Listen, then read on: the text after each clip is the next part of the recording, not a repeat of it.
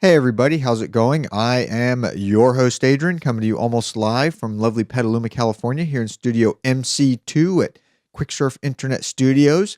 The Geekinator is a proud member of the Tech Podcast Network. If it's tech, it's here. Do feel free to head on over to techpodcast.com and check out all the other technology-related shows over there as well. I'd like to encourage everybody to visit us online over at quicksurf.com. Please do subscribe to the show if you haven't already done so. You can do that by looking under the heading link in the show notes for each and every episode. And I have a subscription for an Og Vorbis feed, an MP3 feed, and a video feed, so you can subscribe to that using your mobile device or podcatcher application of choice. You can also find us online over at Stitcher.com if you want to do the digital radio on demand route, or YouTube, Blip.tv, and Daily Motion. Everything is linked up in the show notes, and everything we talk about on this episode is linked up in the show notes as well. So let's go ahead and get into the cool stuff I found for this episode. Over at Hack-A-Day, I saw this post: generating electricity from alcohol. That's right. There's a thermoelectric generator, which X2 Jiggy built. The concept uses heat from a flame biased against cooler temperatures produced by that huge heat sink, making up the top portion of the build to produce electricity via the Peltier effect. It's passively cooled using a sink assembly that takes advantage of heat pipes to help increase the heat dissipation. So I thought it was pretty neat. It's one of those things where, you don't realize, and it looks relatively fairly sized. They probably get a fair amount of power out of this, but, it's one of those things where you don't really think that you'd get very much power out of it over something as simple as you've got some alcohol that you're going to burn. But it turns out that it actually does. So anyway, check it out. Like I said, everything we have here is linked up in the show notes. From blog.makezine.com, a Lego Mindstorms paddleboat. That's right. There's a YouTube video showing a Lego paddleboat powered by Lego Mindstorms. Pretty interesting. This Mindstorms paddleboat was built by Mike and Cedric of the OSZT school in Taflin, Switzerland. It looks like it sports a regular Lego ship base with soda bottles as pontoons, and a pair of paddle wheels spin along the side. Very nicely done. So definitely check that out, especially if you're into Legos. From the New York Times, in their media and advertising section, Twitter will introduce a new music application. Twitter is an online service where millions of people go to chat. We all have heard of Twitter. At least if you haven't heard of Twitter, then perhaps maybe you should be hearing of Twitter. They're introducing a music feature that is expected to use the listening habits of users' friends and contacts to recommend music for them to listen to, giving its more than 200 million users more to send tweets about and another reason to stay logged in. However, exactly what form this service will take, it remains to be seen, but still pretty interesting nonetheless. Over at CNET, Facebook Home arrives in the Google Play Store. For those of you who are Android fans, you may have heard of the new Facebook Home app. Well, it apparently is now in the Google Play Store, so if you want to try it out, by all means, go check it out. Over at Computer World, they have an article here. Google lets users plan their digital afterlife. This has been a big question, actually, with the advent of having more and more and more things online. If someone who has a bunch of online accounts passes away, what happens to those accounts? Do they just kind of go into a limbo state?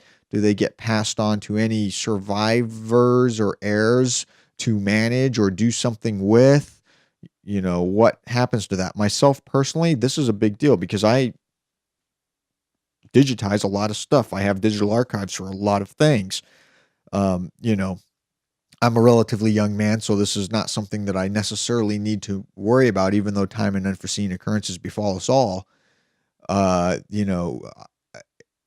could be hit by a bus tomorrow or what have you, but this is one of those things where, it's like if I pass away, what happens to my accounts? Well, fortunately, I don't currently, but I do plan to have, a little list of here's all my accounts, here's the username, and here's the password. So you can at least get to the account and archive it off. But the reality of the matter is, in my particular family, I'm the only one who's even, you know, I'm the computer literate one out of all of us. And I'm the one who does all of the electronic organizing and everything. And so if I were to ever die, you know, I it's one of those things where it's like, what would happen? I care about it. Obviously, not everybody else does, but here Google is allowing users to control what happens to their data after they die. So, pretty interesting read. Definitely check it out. From The Verge, Apple and Universal Music agreement on streaming iRadio service is imminent. That's right, Apple's expected to sign the largest record label perhaps as soon as next week, sources say, and Warner Music is right behind it. What? I'd be cool with an iRadio.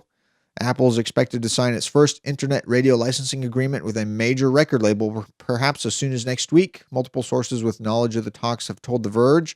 Universal Music Group, the largest of the major record companies, has reached the final stages of the negotiations, and Warner Music, the second largest of those, is close behind. So Apple is expected to launch a web radio service similar to Pandora's later this year, provided that executives there can strike an agreement with Sony Entertainment, and they're said to be is not as far along as reaching a deal as Universal Music and Warner, but still, nonetheless, essentially what it'll boil down to is Apple will pay probably a royalty rate that's close to what some services like Pandora would pay, which is I think that they can make a pretty viable business out of something like that, and if they can integrate it in with iPhones and kind of integrated in with the whole iTunes, iPod Touch, iPhone ecosystem, that's something that they could really do really well. So be pretty interesting to see what they do with it. From the www.jpl.nasa.gov, they have an article posted here. NASA Mars orbital images may show what? A 1971 Soviet lander. That's right. The Soviet Union landed a lander on Mars way back in the day. This was a huge feat back then. For some unknown reason, it went dark and they don't know why. And they think that they may have located it. Pretty interesting. So, pretty interesting read. Definitely check it out. I thought it was pretty cool. I mean, obviously, it's not like we're going to go and resurrect the thing and have it start phoning home again. But still, nonetheless, it's pretty neat. I think it's awesome that they managed to land something on Mars back in 1971. That's like, wow. Over at Google hosted news for the Associated Press, Hawaii Land Board has approved a 30-meter telescope. That's right. In Honolulu, a plan by California and Canadian universities to build the world's largest telescope at the summit of Hawaii's Mauna Kea volcano received approval from the State Board of Land and Natural Resources on Friday. This is pretty neat. The decision clears the way for the group managing the 30-meter telescope project to negotiate a sublease for land with the University of Hawaii. The telescope would be able to observe planets that orbit stars other than the sun and enable astronomers to watch new planets and stars being formed. It should also help scientists see some 13 billion light years away for a glimpse into the early years of the universe. Pretty awesome. Definitely check this out. Anytime something like that happens, that's always an opportunity to learn new stuff that's not necessarily Earth-based. It's just one of those really cool things. that will do it for this edition of the Geekinator. As always, everything we've talked about is linked up in the show notes. Do visit us online over at quicksurf.com. Subscribe to the show if you have not already done so. If you have subscribed to the show, thank you so much. Feel free to shoot me an email, geekinator@quicksurf.com. If you have any questions, comments, concerns, or you want to shoot me an article that you think might be cool for possible inclusion in a future episode.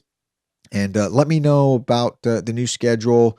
Tuesday night, Friday night is the new schedule, mainly because Sunday night I do my sister show, Linux News Log, and Wednesday is Mythbusters and a couple of other shows starting up May 1st on Discovery Channel that I don't want to miss. So this is definitely something I think this will be good. As the weeks go on, Friday may turn into more of a news-centric show where I have a little more discussion and it runs a little bit longer. But otherwise, I will see all of you on the next episode. I'll see you then. Bye.